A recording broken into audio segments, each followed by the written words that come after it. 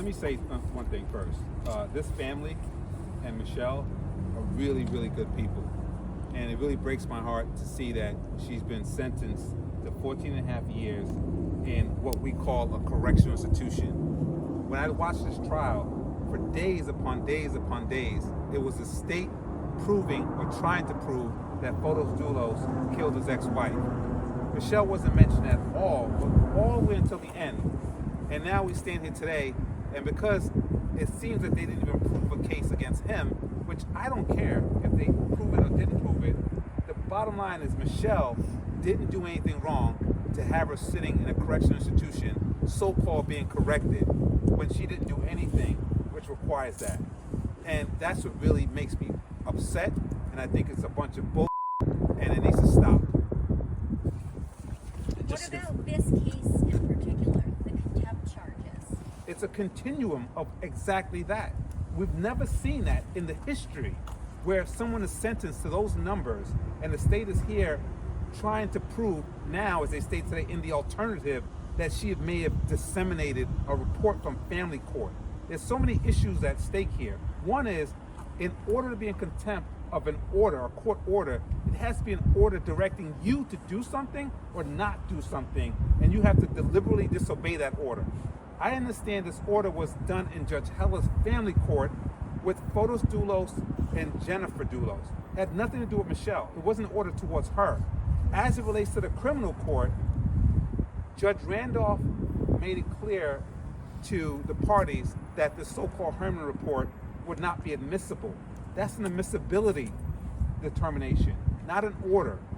If it's not admissible into evidence, that's one thing, that's fine. But that wasn't an order. The order came from family court.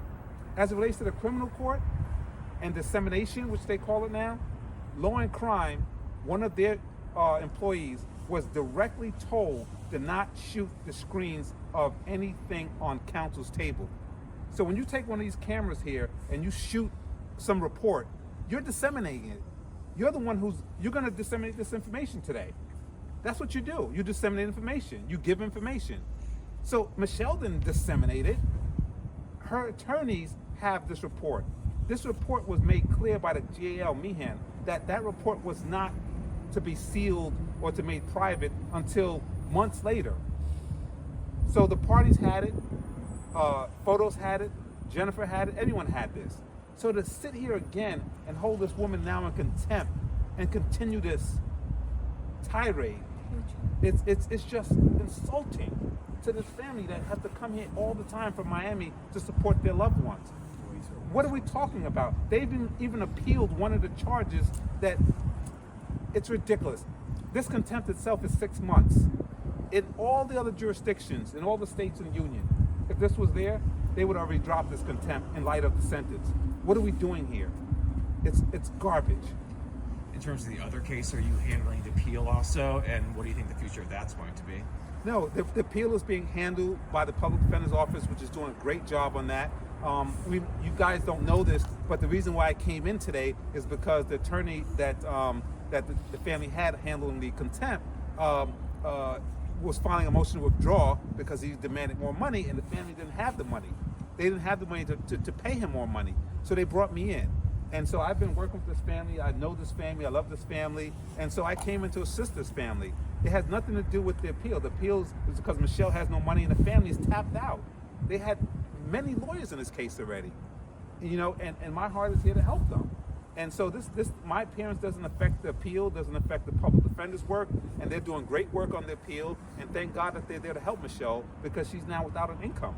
We all know, and this is true, you can have rich family members, but you wake up and you better put coffee in your own cup because they're in California somewhere living a life. And all you do is brag about them at cocktail parties, but they're not coming to make sure you're okay. So this family is doing the best they can to support Michelle. The public defender, Pam Nagy, and the team are doing great work. We're very confident this will be overturned.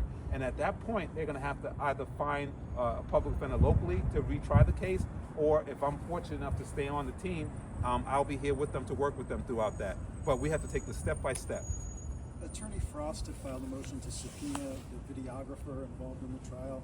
Are you familiar with that motion? Do you plan to adopt it at the trial? Yes, yes. Mr. Frost, although he's not in the case anymore, he's been cooperative, and he sent an email to Law and Crime letting them know that I'm in the case now, and their employee, Mr. Morgenstern, who was the photographer, has agreed to come willingly without starting an action in Massachusetts. So he will be coming as we need him for trial.